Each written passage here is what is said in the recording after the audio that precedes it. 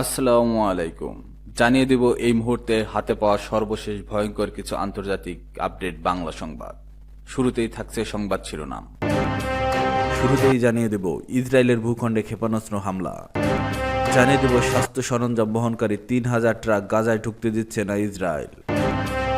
এরপর রয়েছে রাশিয়ার বিমান ঘাঁটিতে হামলা চালিয়ে মস্কো ও পশ্চিমা বিশ্বকে কি বার্তা দিল ইউক্রেন।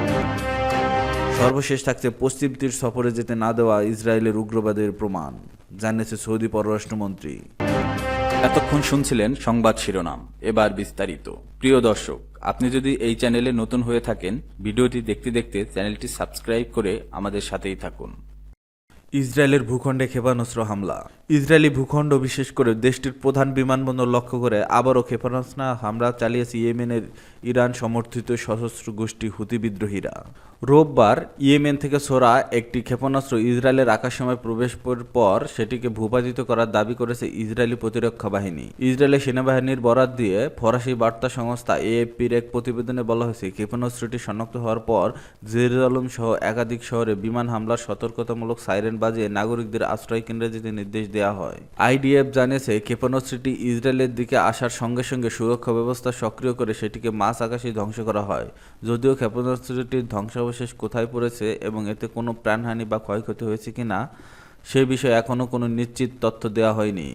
হুতি বিদ্রোহীরা এর আগেও ইসরায়েলের দিকে একাধিকবার ক্ষেপণাস্ত্র ও ড্রোন হামলা চালিয়েছে। 2023 সালের অক্টোবরে গাজা উপত্যকায় হামাস ও ইসরায়েলের মধ্যে যুদ্ধ শুরুর পর থেকেই হুতিরা ফিলিস্তিনের প্রতি সমর্থন জানিয়ে এসব হামলা চালিয়ে যাচ্ছে। গত বৃহস্পতিবারও ইসরায়েলের দিকে ক্ষেপণাস্ত্র ছোড়া গাজার 2 মাসব্যাপী যুদ্ধবিরতির সময় তারা সাময়িকভাবে এসব হামলা বন্ধ রাখলেও ইসরায়েল ফের অভিযান শুরু করার পর নতুন করে হামলা শুরু করেছে বলে জানিয়েছে তারা।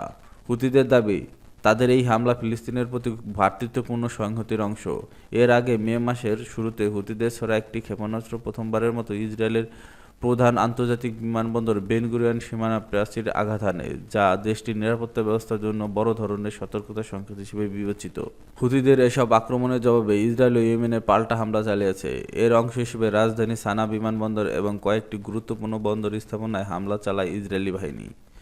ইসরায়েলি প্রতিরক্ষা বিশ্লেষকদের মতে, ইয়েমেন থেকে দীর্ঘ পথ অতিক্রম করে ছোড়া এসব ক্ষেপণাস্ত্র হুতিদের সামরিক সক্ষমতারই প্রতিফলন, যা মধ্যপ্রাচ্যের নিরাপত্তা পরিস্থিতিকে আরও জটিল করে তুলেছে। স্বাস্থ্য সরঞ্জাম বহনকারী 3,000 ট্রাক গাজায় ঢুকতে দিচ্ছে না ইসরায়েল। ফিলিস্তিনের অবরুদ্ধ গাজায় 3,000-এর বেশি স্বাস্থ্য সরঞ্জামবাহী ট্রাক প্রবেশে বাধা দিচ্ছে ইসরায়েল, যার ফলে বিপর্যয়কর মানবিক পরিস্থিতি আরও অবনতি ঘটেছে। রোববার গাজার স্বাস্থ্য মন্ত্রণালয় মহাপরিচালক মুনির আল ব্রুস এই তথ্য জানান, খবর আনাদোলু এজেন্সির। মুনির আল ব্রুস এক বিবৃতিতে বলেন, ইসরায়েলি কর্তৃপক্ষ মিশরের আরিশ শহর থেকে প্রয়োজনীয় স্বাস্থ্য সরঞ্জাম বহনকারী 3,000-এর বেশি ট্রাক গাজায় প্রবেশে বাধা দিচ্ছে। বিবৃতিতে ব্রুস আরও বলেন, ঔষধ, ভ্যাকসিন প্রবেশের উপর দখলদারের চলমান নিষেধাজ্ঞা সংক্রামক রোগ এবং মহামারী ছড়িয়ে দেওয়ার ক্ষেত্রে অবদান রাখছে। তিনি বলেন, পানি নিরাপত্তা ভেঙে দেওয়ার ফলে গাজায় তীব্র ডায়রিয়া, মেনিনজাইটিস এবং অন্যান্য স্বাস্থ্য সংকট দ্রুত বেড়ে যাচ্ছে। গাজার 90% জনসংখ্যা এখন নিরাপদ পানির অভাবে ভুগছে। বুরুশ ইসরায়েলের নতুন প্রবর্তিত সাহায্য বিতরণের ব্যবস্থাকে গণহত্যা এবং জোরপূর্বক বাস্তুচ্যুতির হাতিয়ার হিসেবে বর্ণনা করেছেন। সরকারি গণমাধ্যম অফিসের তথ্য অনুযায়ী গত 27 মে থেকে গাজায় মানবিক সাহায্য নিতে আসা বেসামরিক নাগরিকদের উপর চালানো ইসরায়েলি হামলায় কমপক্ষে 49 জন ফিলিস্তিনি নিহত এবং 300 জনেরও বেশি মানুষ আহত হয়েছেন। জাতিসংঘের মতে, গাজায় ইসরায়েলি অবরোধের ফলে মানবসৃষ্ট দুর্ভিক্ষ তৈরি হয়েছে। 90 দিনের বেশি সময় ধরে মানবিক সাহায্যের জন্য সীমান্ত বন্ধ থাকায় গাজায় 24 লাখ বাসিন্দা ক্ষুধায় নিমজ্জিত।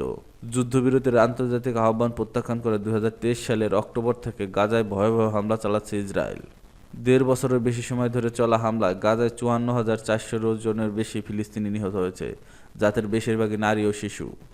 আন্তর্জাতিক সাহায্য সংস্থাগুলো ইতিমধ্যে উপত্যকাটিতে দুর্ভিক্ষের ঝুঁকি সম্পর্কে সতর্ক করেছে। গত নভেম্বরে আন্তর্জাতিক অপরাধ আদালত গাজায় যুদ্ধ অপরাধ এবং মানবতা বিরোধী অপরাধের জন্য ইসরায়েলের প্রধানমন্ত্রী বেনিয়ামিন নেতানিয়াহু এবং তার সাবেক প্রতিরক্ষামন্ত্রী ইয়োব গ্যালান্টের বিরুদ্ধে গ্রেপ্তারি পরোয়ানা জারি করেছে। উপত্যকাটি বেসামরিক নাগরিকদের বিরুদ্ধে যুদ্ধ অপরাধের জন্য আন্তর্জাতিক বিচার আদালতে ইসরায়েল গণহত্যা মামলার মুখোমুখি হয়েছে। রাশিয়ার বিমান ঘাঁটিতে হামলা চালিয়ে মস্কো পশ্চিমা বিশ্বকে কি বার্তা দিল ইউক্রেন।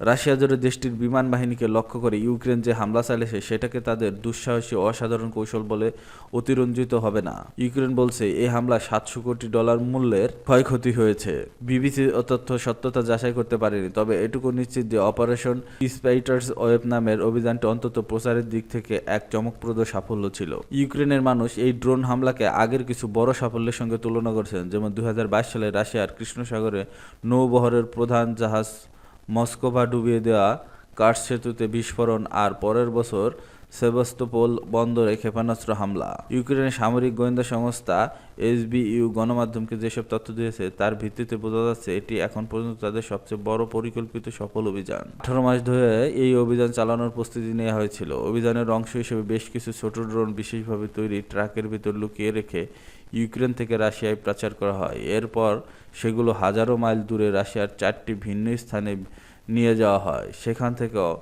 আশপাশের বিমান ঘাঁটিগুলোর দিকে ড্রোন হামলা চালানো হয়। ইউক্রেনের টেলিভিশনে দেওয়া এক সাক্ষাৎকারে প্রতিরক্ষা বিশ্লেষক সের্হিই কুজান বলেন, বিশ্বের এর আগে কোনো গোয়েন্দা সংস্থা এমন কিছু করেছে বলে জানা নেই। কুজান আরও বলেন, এই কৌশলগত বোমারু বিমানগুলো আমাদের বিরুদ্ধে দূরপাল্লার হামলা চালাতে সক্ষম ছিল। সেখানে এরকম মাত্র 120টি বিমান আছে, আর আমরা আঘাত করেছি 40টিতে। এটি একবারে দুর্দান্ত একটি সংখ্যা। ক্ষয়ক্ষতির প্রকৃত হিসাব নির্ধারণ করা কঠিন, তবে ইউক্রেনের সামরিক ব্লগার ওলেক্সান্দার বলেন, বোমারু বিমান ও কমান্ড অ্যান্ড কন্ট্রোল বিমানগুলো পুরোপুরি ধ্বংস না হলেও এর প্রভাবটা বিশাল। নিজের টেলিগ্রাম চ্যানেলে দেওয়া পোস্টে কোভালেনকো লিখেছেন, ক্ষয়ক্ষতির পরিমাণ এতটাই বেশি যে রাশিয়ার সামরিক শিল্প কাঠামোর এখন যে অবস্থা তাতে এগুলোকে শীঘ্রই পুনরুদ্ধার বা মেরামত করা সম্ভব হবে বলে মনে হচ্ছে না। পশ্চিম তীর সফরে যেতে না দেওয়া ইসরায়েলের উগ্রবাদিতার প্রমাণ, জানিয়েছে সৌদি পররাষ্ট্রমন্ত্রী। অধিকৃত পশ্চিম তীরের রামাল্লায় আরব মন্ত্রীদের যেতে না দেওয়া ইসরায়েলের উগ্রবাদিতার প্রমাণ বলে ক্ষোভ প্রকাশ করেছেন সৌদি পররাষ্ট্রমন্ত্রী প্রিন্স ফয়সাল বিন ফারহান। এক প্রতিবেদনে তথ্য জানিয়েছে ব্রিটিশ বার্তা সংস্থা রয়টার্স। ফিলিস্তিন ইস্যুতে সৌদি নেতৃত্বে 6 আরব দেশ ও তুরস্কের বৈঠক ইসরায়েলি বাধায় পশ্চিম তীর থেকে সরিয়ে জর্ডানে আসা অনুষ্ঠিত হয়। এতে দেশগুলোর পররাষ্ট্রমন্ত্রী অংশ নেন। এ সময় ইসরায়েলের কড়া সমালোচনা করেন সৌদি পররাষ্ট্রমন্ত্রী। বলেন, অধিকৃত পশ্চিম তীরে আরব মন্ত্রীদের একটি প্রতিনিধি দলকে অনুমতি দিতে ইসরায়েলি সরকারের অস্বীকৃত তাদের চরমপন্থা এবং শান্তির প্রতি প্রত্যাখ্যান করেছে তারা। সৌদি মন্ত্রী আরও বলেন, পশ্চিম তীরে বৈঠক ঠেকিয়ে তারা দেখেছে শান্তি নয়, দমন নীতিতেই বিশ্বাস করে তারা। ইসরায়েলের এই অহংকার আমাদের কূটনৈতিক প্রচেষ্টা দ্বিগুণের ইচ্ছাকে শক্তিশালী করে। এর আগে শনিবার ইসরায়েল জানায়, রোববার পরিকল্পিত বৈঠকে জর্ডান, মিশর, সৌদি আরব, কাতার এবং সংযুক্ত আরব আমিরাতের মন্ত্রীদের অংশগ্রহণের অনুমতি দেবে না তারা। এক ইসরায়েলি কর্মকর্তা বলেন, মন্ত্রীরা ফিলিস্তিন রাষ্ট্র প্রতিষ্ঠার প্রচারের জন্য একটি উস্কানিমূলক বৈঠকে অংশ নিতে চেয়েছিলেন। জর্ডানের পররাষ্ট্রমন্ত্রী আইমান সাফাদি বলেছেন, এই সফরে বাধা দেওয়ার ফলে ইসরায়েল ন্যায়সঙ্গত আরব ইসরায়েলি মীমাংসার যে কোনো সুযোগকে হত্যা করেছে। মিশরের পররাষ্ট্রমন্ত্রী বদর আবদেলাত্তি বৈঠকের আগে বলেন, সম্মেলনে গাজায় যুদ্ধবিরতির পর নিরাপত্তা ব্যবস্থা এবং ফিলিস্তিনি তাদের ভূমিতে থাকা নিশ্চিত করার জন্য পুনর্গঠন পরিকল্পনা এবং তাদের উচ্ছেদের যে কোনো ইসরায়েলি পরিকল্পনা ব্যর্থ করার বিষয়গুলো অন্তর্ভুক্ত করা হবে। ব্যাপক দমন-পীড়ন ও হামলার কারণে জাতিসংঘ এবং ইউরোপীয় দেশগুলোর ক্রমবর্ধমান চাপের মুখে পড়েছে ইসরায়েল। মধ্যে আন্তর্জাতিক বিভিন্ন সংস্থা ও আরব ইউরোপের দেশগুলো ইসরায়েল ফিলিস্তিনি সংকট নিরসনে দ্বিরাষ্ট্রীয় সমাধানের পক্ষে মত দিয়েছে।